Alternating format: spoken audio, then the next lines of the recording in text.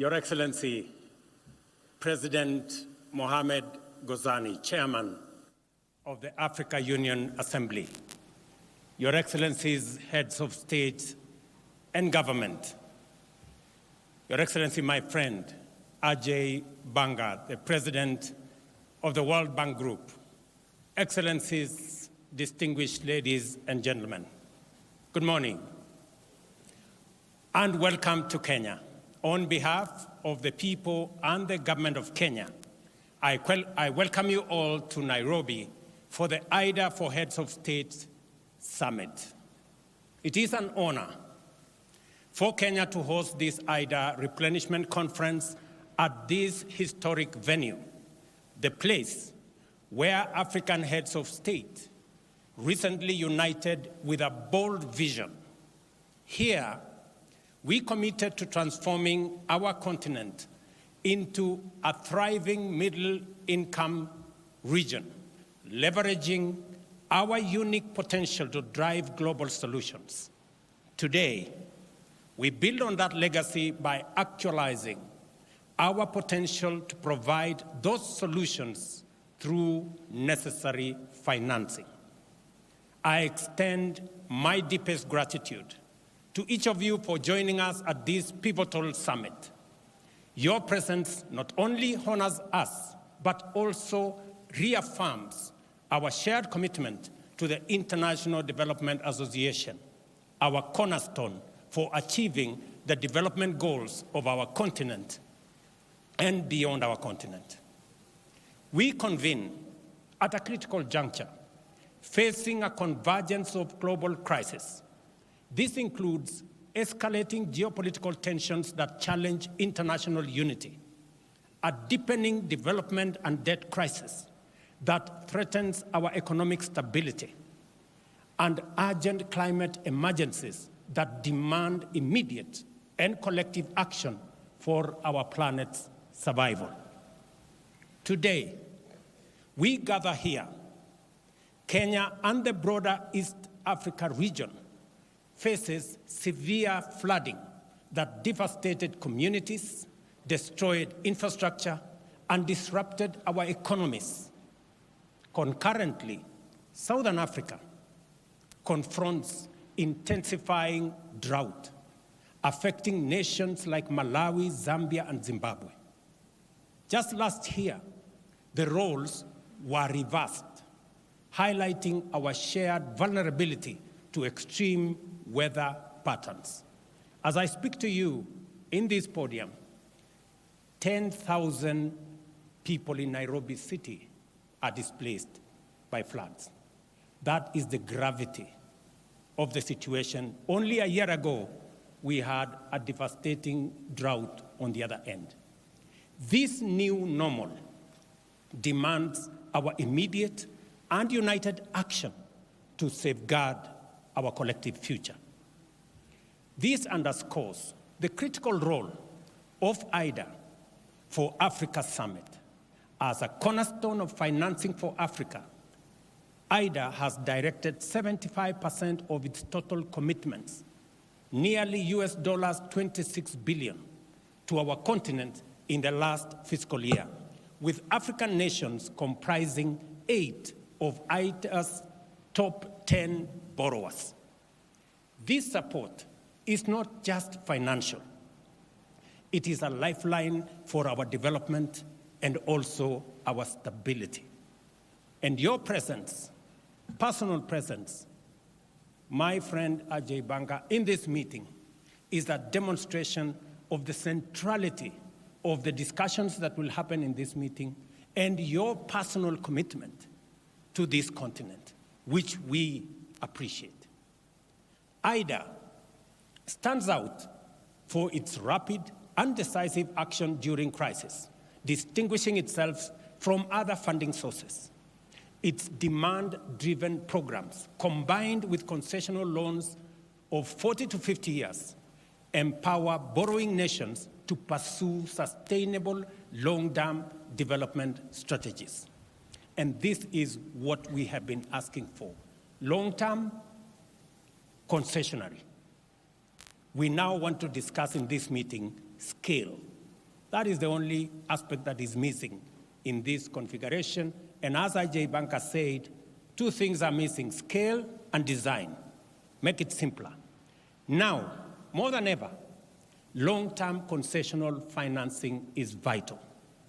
As many Africans and other developing nations face severe debt crisis, this financial strain hampers our efforts to combat climate change, transition to low-carbon economy, and adequately fund essential sectors like education, health, and social protection. We have frequently discussed the financial challenges that restrict our economic capabilities and reduce our investment in resilience and growth. High interest rates lead to unsustainable sovereign debt, complicate refinancing, and destabilize our currencies. Additionally, the rising cost of living, increased commodity prices, and supply chain disruptions severely impacting our food security, healthcare systems, and overall preparedness for response to crisis. Last year, we brought to global attention that African nations pay interest rates up to 5 times higher than typical World Bank IBRD rates. This year, the situation has worsened. Developing countries are now net contributors to the global economy, contrary to expectations of receiving net inflows. Projections, for example, for 2024 show a net outflow of US dollars 74 billion from IDA countries like Kenya and others to donor nations, while net financial transfers to developing countries have plummeted from US dollars 225 billion in 2024 to now a low of US dollars 51 billion in 2022. Those statistics are glaring by any measure. Given these conditions, sustainable growth remains elusive for African nations as we allocate more funds to debt service than to crucial sectors like education, health, and social protection.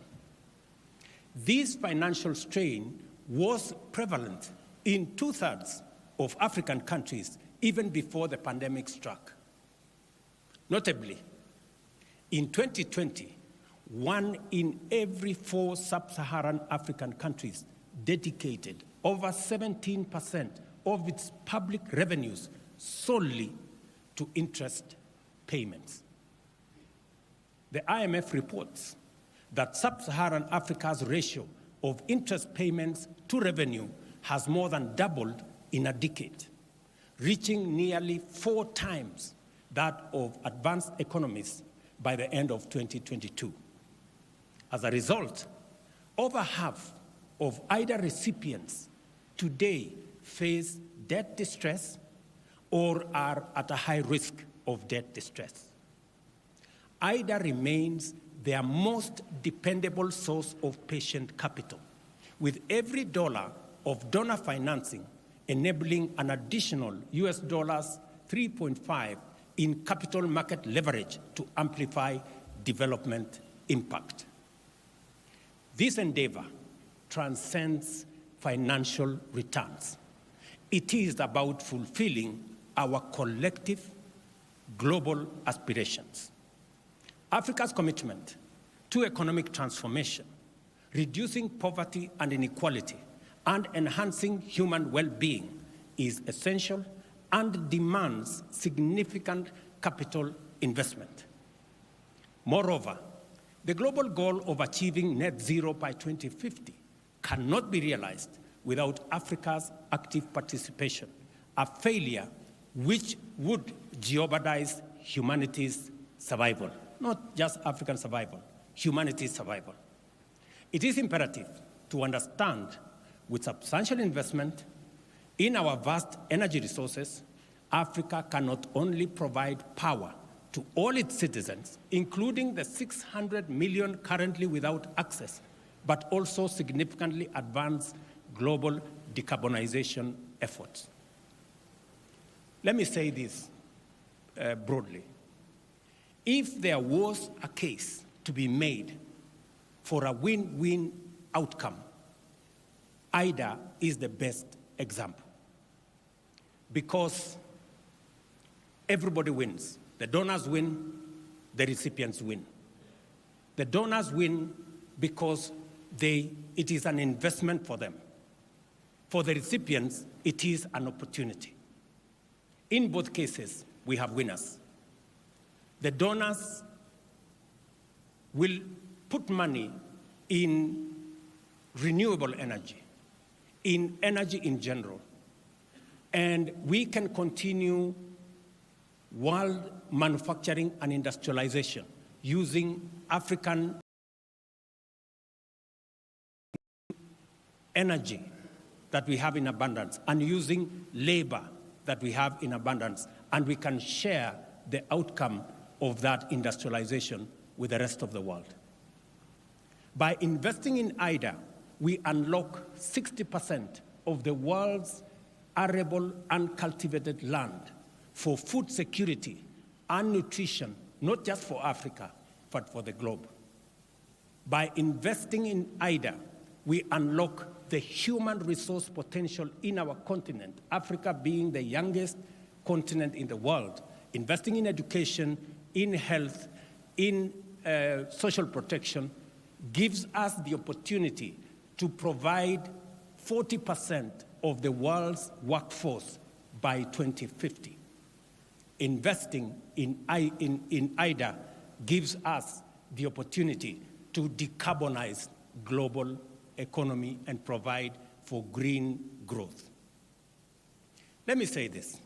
Our continent possesses 60% of the world's prime solar resources, and our untapped renewable energy potential exceeds 50 times the projected global electricity demand by 2040. However, realizing this requires a shift in investment strategies with affordable long-term capital at scale being central.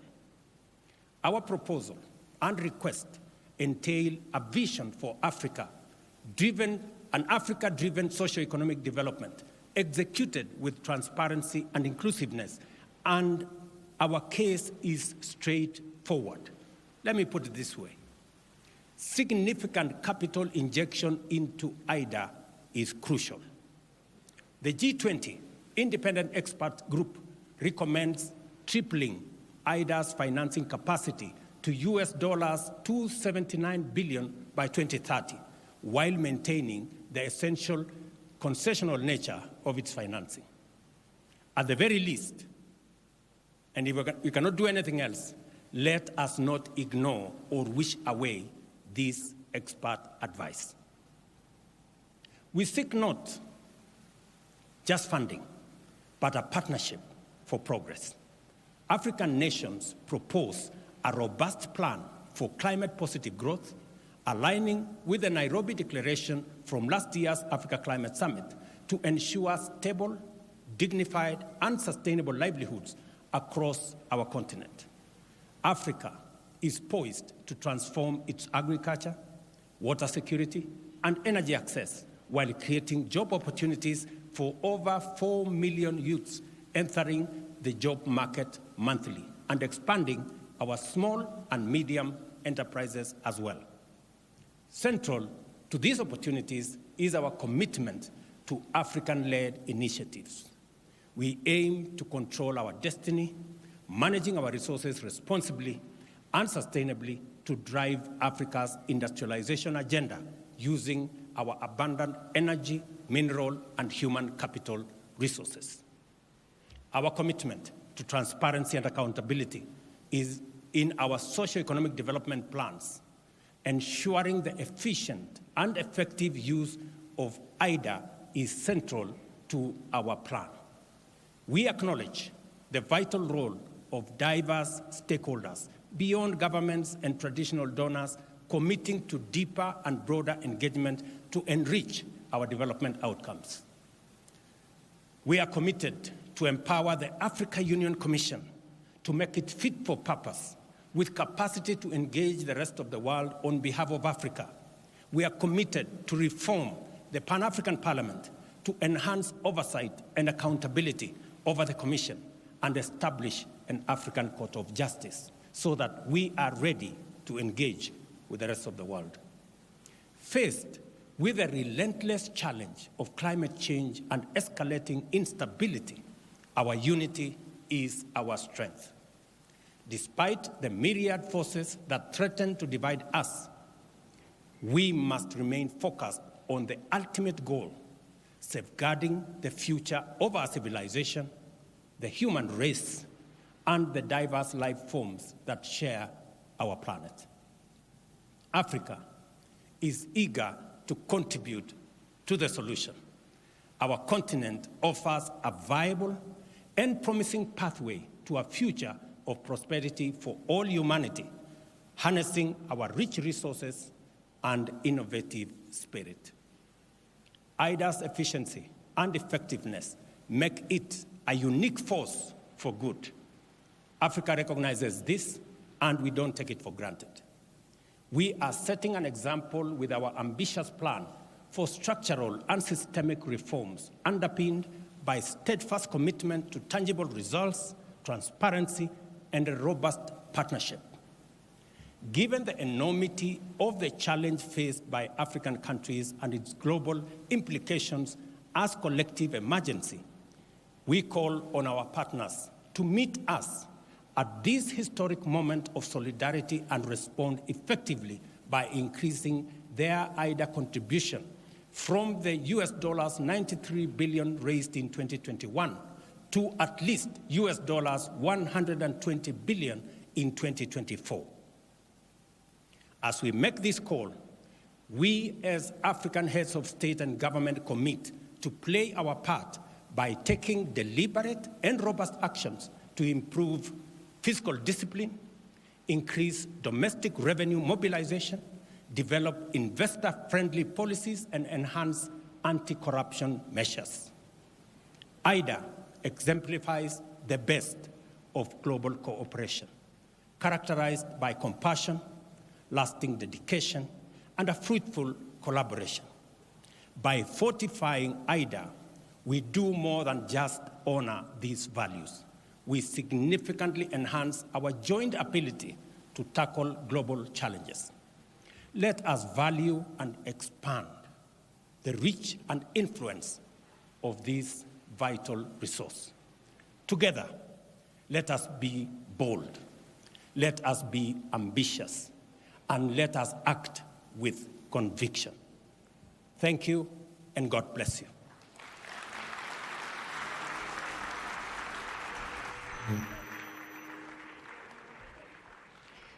Thank you, Your Excellency, the President of Kenya, for that important keynote address. Thank you very much.